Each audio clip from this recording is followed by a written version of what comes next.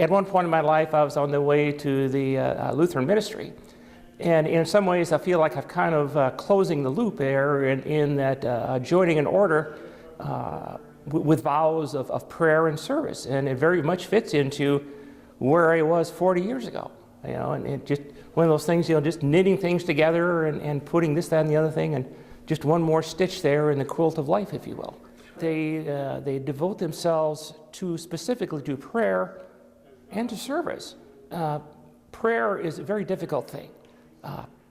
Vowing to pray for people and for things and to give thanksgiving every day is a challenge. That's what I think, as Beth was putting on the blessed cross this morning, is that, well, really it's now time to get to work. You've got the yoke, you've got the cross now.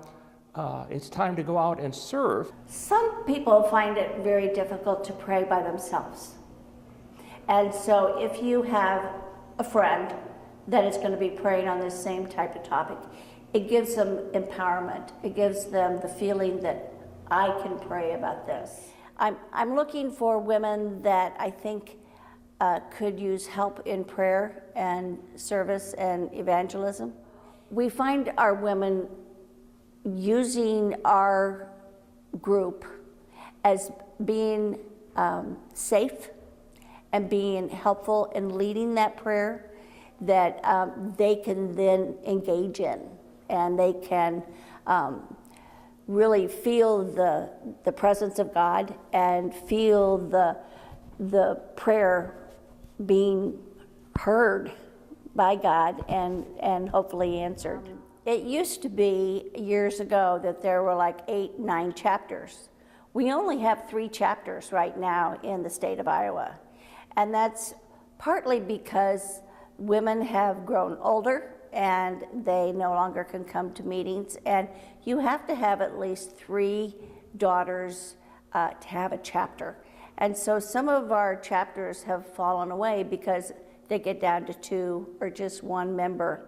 And so that's one of the things that I'm trying to do, is I'm trying to get around to each of those churches that used to have a chapter and see if I can't get them reinstituted so that they can grow again. I get really excited when I see that. Plus, feeling of all of us touching her and empowering her to be a part of our group and to carry on the order. The energy that I felt from all of us into her is, yes, it gets really emotional. And so I think that's one thing we need to work on, is maybe an opportunity is to share more in our prayer life.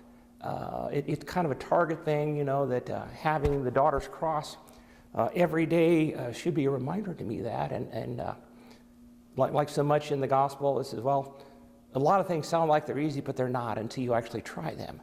But I will make them easy for you.